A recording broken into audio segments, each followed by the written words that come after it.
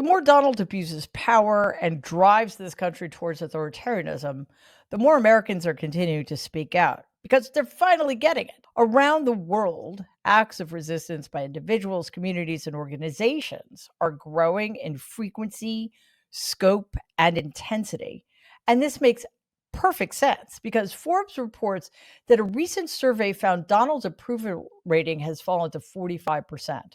This is an all time low for his second term. And furthermore, his disapproval rating has risen to 53%, a high point for this second Trump regime. I know that number is shocking. Both of those numbers are shocking to me. How can 45% of the people in this country still approve of this cruel, incompetent, dangerous, anti American person is beyond my comprehension. But at least more and more people are waking up. So let's take those wins where we can find them. Speaking of which, let's talk about resistance.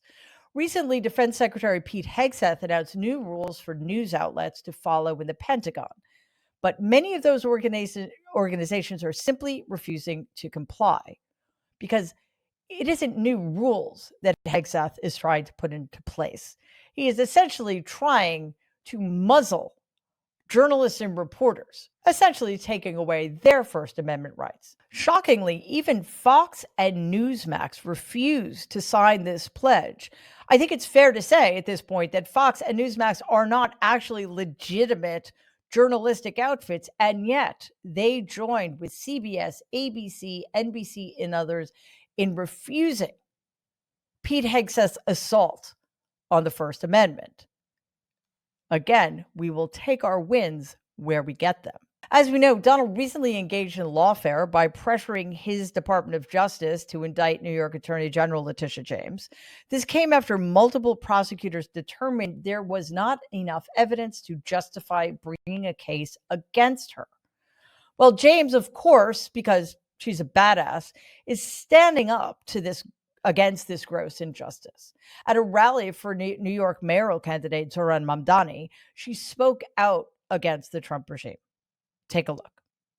And I will keep fighting for justice. I will keep fighting for New Yorkers. I will keep fighting the aggressive policies of Washington, D.C., and I will not stop. I won't give up. And I won't give in. So we have no time to linger and focus on pettiness and revenge. We've got to press on, press forward, continue the journey, claim the victory. Triumph over fear and courage. Courage, my friend, is resistance to fear. And so I fear no man.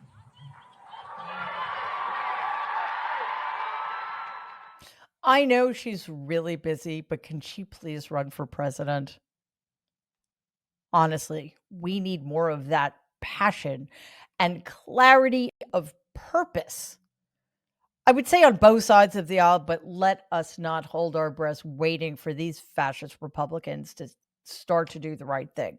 If we have enough people on our side, which is to say the right side, the pro-democracy side, standing up like Attorney General James is doing, I think we're going to be just fine. We just need to make sure that's what happens. But before we go on, we must keep speaking out against Donald and the Trump regime and their vicious lies about the American people's rights to peacefully protest. So please like and share this video and subscribe to our channel if you believe in our mission. Donald is not the only figure in the Trump regime taking flack. Recently, Department of Homeland Secretary Kristi Noem, renowned puppy murderer, appeared in a video about flight delays resulting from the government shutdown. I had the great misfortune of having to travel over the weekend and got to see this video. And in it, she claims that Democrats are responsible for the slowdowns at our nation's airports. This highly partisan video was intended to be shown at airports around the country, but most airports aren't having none of it. Here's CNN with more on this story. The federal government has been shut down for more than 2 weeks, and the White House is using the levers of the federal government, in effect, to blame Democrats. And that is coming, in fact, to your TSA lines. Democrats in Congress refuse to fund the federal government. And because of this, many of our operations are impacted, and most of our TSA employees are working without pay. So the White House rolled out this video from DHS Secretary Kristi Noem to be played at airports, and several of those airports are refusing, including Portland. In a statement to CNN, the operator of Portland International says, "We did not consent to playing the video in its current form, as we believe the Hatch Act clearly prohibits use of public assets for political purposes and messaging." That's right. The Hatch Act is an actual thing. The government cannot spend taxpayer dollars to fund partisan projects like that. Also, it is a lie. I mean, not that we should be surprised that Noem is willing to lie, because, of course, that is what these people do. They lie, they spread conspiracy theories, they spread disinformation. But the truth of the matter is the Republicans control every single branch of government, the executive branch, both houses of Congress and the Supreme Court. There is literally no universe in which they could legitimately lay this at the Democrats' feet. And I applaud any airport that refuses to air this partisan propaganda in what I'm sure is in the face of incredible pressure. And to those airports that are not doing it, to the people running those airports, wake the fuck up. These acts of resistance are not confined to people and organizations directly in Donald's crosshairs. Massive protests are scheduled around the globe for this Saturday, with countless people expected to show up. They will be speaking out against Donald's corrupt authoritarian agenda as it is being carried out by every single member of the Trump regime, including every single elected Republican. Here's MSNBC's Rachel Maddow, joined by Ezra Levin, co-founder and co-executive director of Indivisible, with more on these upcoming protests. It was an almost unimaginable number. More than 5 million Americans turned out in small towns and big cities all across the country for those No Kings protests against the Trump administration back in June. That No Kings Day protest, that one day in June, is considered to be one of the 3 largest days of peaceful protest ever in U.S. history. Well, now the second No Kings Day is just around the corner. It's this Saturday, October 18th. And the organizing effort around it so far indicates that it might be even bigger this time around. In June, for those huge protests, they got like 2,100 different protests. This time for Saturday, organizers are expecting more than 2,500, even more than we saw in June. I'm expecting it to be huge. I'm expecting it to be boisterous. I'm expecting it to be joyful. It's going to be the place to be, Rachel. I mean, it really is. I hope people are, we're doing big things here, right? We're collectively fighting for democracy. That's big, that's serious. Trump is saber rattling, and that can be scary. But fundamentally, what this is about is everybody coming together and demonstrating we don't do kings in America. And they're going to have funny signs. There's going to be chanting. There's going to be dancing. There's going to be singing. We want this to be a place where anybody can come out. And it doesn't matter your ideological persuasion. It doesn't matter who you voted for before. It doesn't matter if you've never protested before. This is a place for you if you believe we don't do kings in this country. And that is what this is about. This is about reminding everybody the principle upon which this country was founded. We do not answer to a monarch. We have a Republican system of government in which every person's voice is equal and is supposed to matter. So let's do much better this time. Get out. 5 million, that's a lot of people. We need more out in the streets demonstrating to the Trump regime that we know how corrupt and anti-American they are. So you could probably imagine how the Trump regime in general, and some little guy in the Oval Office in particular, is reacting to the prospect of massive worldwide protests directly aimed at Donald. They're in panic mode. All week, members of the regime have been scrambling, trying to push an insane conspiracy theory. With zero evidence, because, that's their jam, they're suggesting that left-wing extremists are behind the demonstrations, because apparently believing that America is not a monarchy is now left-wing extremism. Let's take a look at what Transportation Secretary and AI generated bot Sean Duffy had to say. But again, the No Kings protest, Maria, really frustrating. I mean, this is part of Antifa, paid protesters. It begs the question, who's funding it? But yeah, Democrats want to wait for a big rally of a No Kings protest, when the bottom line is, who's running the show in the Senate? Chuck Schumer's not running the show. The No Kings protesters or organizers are running the show. Is AOC threatening a primary against Chuck Schumer? Is she running the show? But you need a strong leader in the Senate to take control and make decisions. And Chuck Schumer's blown in the breeze. He has no power, no authority, because he's given it up to his primary opponent, potentially in AOC, or to the No Kings protest organizers. And it's shameful. What?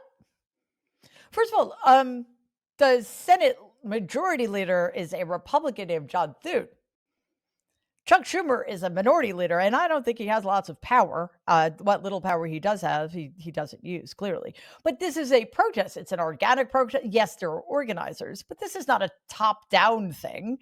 This is Americans actually beginning to understand what is at stake here and what they are fighting for and what they are willing to spend their time fighting for. What I found interesting about Duffy's remarks, beyond the complete stupidity of them, is that he is referring to these protests by their rightful names. These are No Kings protests. He has a problem with that? Like, what is wrong with protesting the fact that the American government is tending towards some kind of autocracy or fascist authoritarian government or a monarchy? And I think if Donald had his way, he would be a monarch. There's nothing implicitly or explicitly wrong with people saying, we don't want kings. This is America. This is a democracy. And also, as a quick aside, Antifa stands for anti-fascist, which is what America, including the Republican Party, used to be. Now, here's Minnesota Representative Tom Emmer trying to misrepresent the protests that are going to be occurring over the weekend. To continue this shutdown for what? For a Hate America rally that's taking place on the mall on Saturday, Maria? This is ridiculous. It's time that this, my grandfather's party, start listening to Main Street. So you agree that that's what this is about, that they want to be there and sort of, punch their chest there, that they're fighting Trump in this No Kings rally. That's what this is about. Yeah, we call it the Hate America rally because you'll see the hate for America all over this thing when they show up. Yeah, I mean, that's the rumor, Maria. The rumor is that they can't end this shutdown beforehand because this small but very violent and vocal group is the only one that's happy about this. I see. If they shut it down beforehand, then they've got to deal with that group beforehand. If they make it through that, then at least they've made it through their Hate America rally, and then they can get this thing done. Oh, she sees. She sees, I see too. What is Emmer doing there? He is making it look like people who participate in this rally, this legitimate protest against what is going on in this country because of people like him, are going to be violent, are going to need to be suppressed because we hate America so much that we should have no rights at all. So who hates America? The people going to the No Kings rally who actually believe in the constitutional principles upon which this country was founded, or people in the Trump regime who are systematically cutting away the Constitution of the United States of America, who are going after our First Amendment rights to free speech. Just look at what Seth is doing at the Pentagon, who are making it more and more difficult for Americans to protest peacefully and peacefully assemble, who are taking away our rights to due process. I could go on all day long. It is not us who are un-American, who are anti-American. It is them. And the ways in which they are characterizing this legitimate protest happening on October 18th is giving away the entire game. Representative Steve Scalise of Louisiana must have read the same exact talking points, because take a look at what he had to say about Saturday's demonstrations. so that on the 18th, when they have the Hate America rally that everybody knows is coming, and that everybody knows Chuck Schumer needs to deliver a shutdown government to them to appease them. Well, how about you think about us? The idea that they are tying these protests to any elected Democrats is absurd, because we don't really have leaders in the Democratic Party right now. But the fact that they are pretending that Democrats caused this shutdown in service to the protests is beyond comprehension ridiculous. So let's just be very clear here. These protests are about making sure America does not continue down this very dangerous road it is on because of people like Emmer and Scalise and Mike Johnson and Stephen Miller and JD Vance and Donald fucking Trump. The people showing up this week, we are the ones who believe in the American experiment and are putting everything on the line to make sure it remains viable and vital, and that all of us have a chance to thrive. Please take a second and like and share this video. It'd be awesome if you could subscribe to the channel. If you're listening to us in podcast form, please follow us and give the show a 5-star rating, because it really does help other people find our content. Thanks.